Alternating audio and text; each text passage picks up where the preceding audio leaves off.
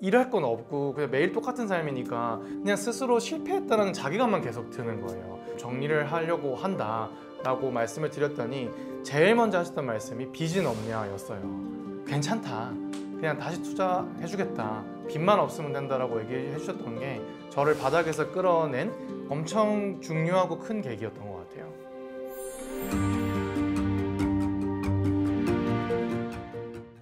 안녕하세요. 한국신의연구소 대표 이진열입니다. 저희 한국신의연구소는 기술로 요양시장을 더 스마트하게 라는 비전 아래 다양한 소프트웨어를 만들고 있는 기업이고요.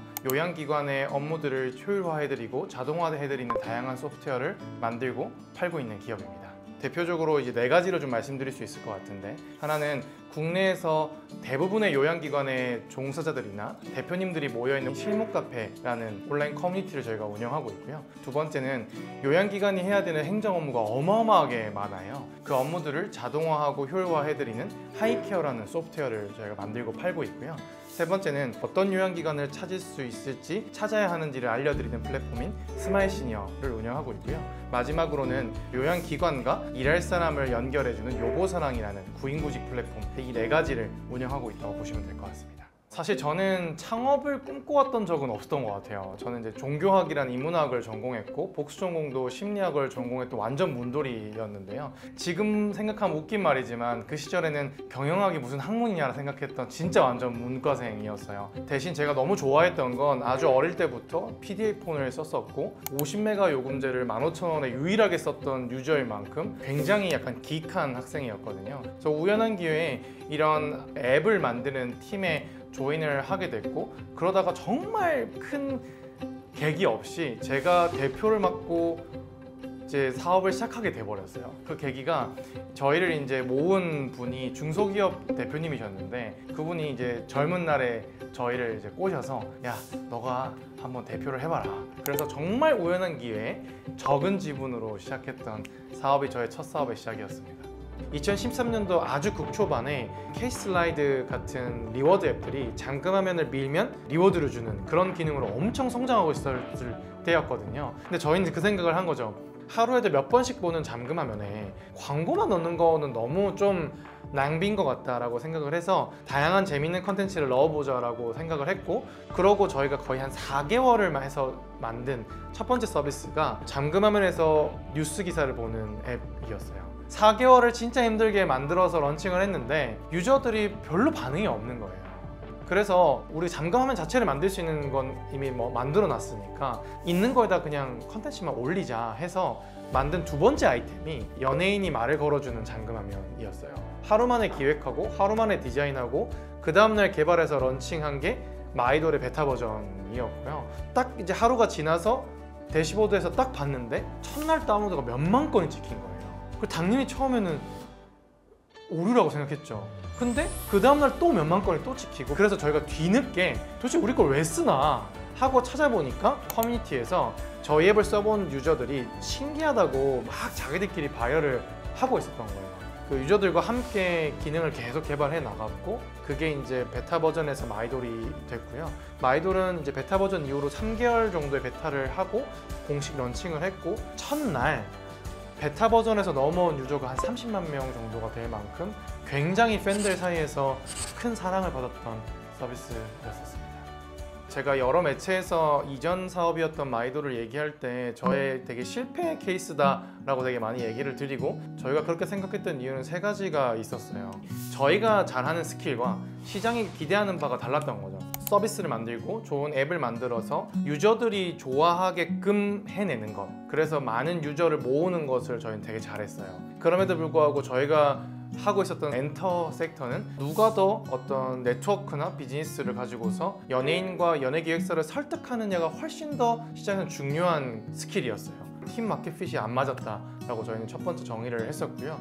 두 번째는 수익 모델 만드는 게 힘들었어요. 저희가 아무리 유저를 많이 모아도 저희가 스스로 할 수 있는 거는 배너 광고 다는 거 정도? 근데 더 수익 모델을 딥하게 가려면 연예기획사와 계약을 하거나 수익 쉐어 모델을 만들어야 되는데, 그게 생각보다 쉽지 않았다. 세 번째는 지분 구조가 매우 복잡했어요. 제가 지분이 10%였고 저희 CTO를 포함한 팀 멤버들이 갖고 있는 지분이 20%도 안 됐었거든요. 그러니까 다 외부에서 일을 안 하는 사람이 갖고 있었던 거죠. 그 과정 중에 저희 투자자들도 많이 도움을 주시기도 했지만 그걸 몇 년 동안 지지부진하게 해가는 과정이 저희를 많이 번아웃으로 오게 했던 것 같아요. 그 시절에 실제로 너무 가슴 아팠고 아이돌이 더 잘 됐으면 하는 마음이 당연히 있었지만 그것 때문에 우울했다기보다 그냥 나는 아무것도 성공하지 못했다는 스스로에 대한 자책이 더 컸던 것 같아요. 매각을 하기로 결정을 하고 매수자를 찾으러 다니는 시절이 있었어요. 그러다 보니 일반적인 회사원처럼 매일 출근하고 그런 삶이 아니라 매일 아침에 눈을 뜨면 이제 늦잠 자고 일어나서 메일 확인하고 이제 배달 음식 시켜 놓고 이제 시간이 지나면 밤이 오잖아요. 일할 건 없고 그냥 매일 똑같은 삶이니까 그냥 스스로 실패했다는 자괴감만 계속 드는 거예요. 거의 한 6개월을 매각과 함께 바닥을 치는 삶을 살았던 것 같아요. 제가 매일 이렇게 백수처럼 사는 걸 알고 있으니까 보렌제스 벤처 파트너스에서 우리가 포트폴리오사 모임을 할 건데 와서 밥이나 먹고 가라 이렇게 좀 제안을 주신 거예요. 모임에 가도 다 아는 지인들이었고 성공한 사람들이 너무 많았던 거예요. 저희는 맨 끝에서 그냥 끝자리에서 밥만 먹고 이렇게 집에 가야겠다 이러고 있었던 시절이 있었어요. 근데 그때 크래프톤을 창업하신 장병규 의장님께서 힘 실어주신다고 오신다는 이제 얘기를 하시는 거예요. 집에 가려는데 제가 저분한테 오늘 인사를 한번 안 하고 가면 내 인생에 저 사람을 만날 일이 없을 것 같은 거예요.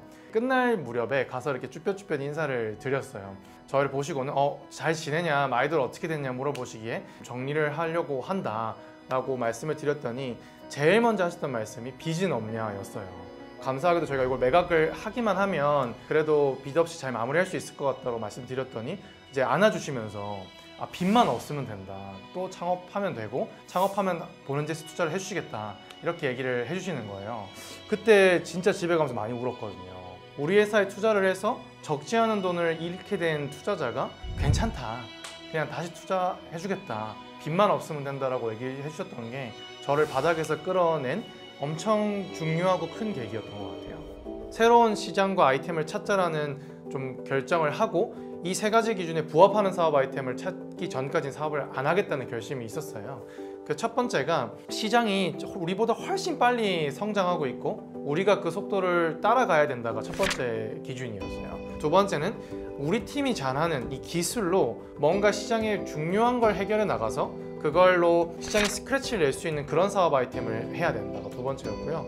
세 번째는 첫 달부터 돈을 벌 수 있는 사업 아이템을 하자가 저희 세 가지 기준이었어요. 정말 그냥 우연히 아무 계기 없이 얻어 걸린 게 이 고령화라는 트렌드였어요. 이 고령화라는 메가 트렌드가 시장을 바꿀 것 같긴 한데 우리는 사업을 하나도 모르니까 그 중에 당장 해볼 수 있는 사업을 그냥 개인 사업자로 해보자 라고 정한 게 이 요양 섹터였어요. 요양센터를 만드는데 큰 돈이 안 드네? 이걸 도와주는 프랜차이즈 업체들이 엄청 많이 있네?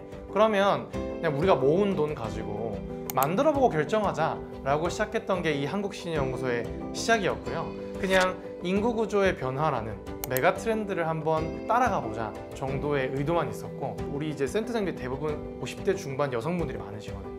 저희가 개인 사업자로 만들었던 시절이 2019년이었고 요양 관련되어 있는 법이 굉장히 드라마틱하게 바뀌던 시절이었어요. 공부하고 들어야 될 것들이 굉장히 많았던 시절이었는데 본사에서 막 교육을 하고 있는데 센터장님들 싹 다 졸고 있고 이해를 하나도 못 하시는 거예요. 그래서 보고 생각한 게 야, 이건 내가 바꿀 수 있을 것 같다. 내가 제일 잘할 수 있을 것 같다. 이런 생각을 좀 확신을 갖게 됐고 저희가 정한 세 가지 축으로 좀 비교를 해볼 수 있게 된 거죠. 첫 번째, 요양시장은 더 성장할 수밖에 없는데 고령화 때문에 첫 번째, 오케이, 통과. 두 번째, 우리 팀이 이 센터장님들이 어려워하는 이 행정 업무나 법의 변화나 운영을 훨씬 더 효율화시킬 수 있을 것 같다는 확신이 들었고 세 번째, 우연히도 저희가 첫 달에 한 명의 어르신 계약건이 있었어요. 그래서 한 43,000원 정도를 벌었거든요. 첫 달에 돈을 벌었네. 이 세 가지를 부합하는 사업이라는 걸 굉장히 단기간에 확인할 수 있었고요. 그래서 결심을 하고 6개월 만에 가맹점 계약을 해지하고 만든 게 한국시니연구소였었습니다. 저희는 국내에서 사실 굉장히 몇 없는 요양기관을 위한 소프트웨어를 만드는 회사가 됐어요. 일단 누적 123억 정도 투자를 감사하게도 받았고요. 저희 소프트웨어로 운영되고 있는 요양기관이 한 1,100개 정도 되고 관리하고 있는 어르신이 한 4만 명 정도, 요양보호사가 14만 명 정도 되고요. 건강보험공단에 청구하는 요양수가가 한 280억 정도 됩니다, 월에. 온라인 커뮤니티에 모여있는 요양기관장, 종사자가 한 13만 명 정도 되고 월에 접속하는 종사자가 한 25만 명 정도 될 만큼 이 요양기관들의 커뮤니케이션부터 이런 업무까지 모든 이 디지털을 관장하고 있는 회사가 됐다라고 말씀드릴 수 있을 것 같습니다. 이 수많은 기관들이 어르신을 잘 케어하고 싶다는 사실 딱 하나만 갖고 정말 불철주야 노력하고 있어요. 근데 그들이 해야 되는 너무 많은 짐들이 있거든요. 근데 그건 기술이 아니면 해결을 못 해줄 것 같은데 사실 시장의 누구도 이 기술에 크게 집중하지 않고 뛰어들지 않습니다. 그래서 저희의 가장 큰 비전은 저희가 만든 기술로 정말 시장에 큰 효율화를 만들어 보고 싶고 고령화의 큰 축을 해결해 나간 회사로 기억되고 싶다는 엄청 큰 사명감과 비전이 저희 회사에 있어요. 저는 창업가들에게 진짜 고생하고 있다는 얘기는 꼭 해주고 싶거든요. 정말 창업가들이 모두 큰 꿈을 갖고 이 시장에 들어왔지만 창업가의 삶이 정말 쉽지 않거든요. 아무도 잘한다고 얘기해주지 않고 심지어는 스스로도 스스로에게 잘하지 못한다고 얘기하는 사람들이다 보니 저는 우리끼리라도 고생하고 있고 너무 잘하고 있고 너무 많은 사람들을 챙기고 있으니까 스스로는 스스로를 챙겨줘야 된다는 얘기를 이 영상을 보시는 분들도 꼭 드리고 싶어요. 정말 울면서 약 먹고 상담받고 있는 그런 창업가들도 많이 있거든요. 정말 이 시장 모두와 그리고 관계된 분들이 창업가들을 좀 잘 보살피고 챙겨야 되는 시기가 아닌가 그런 생각을 많이 하고 있습니다.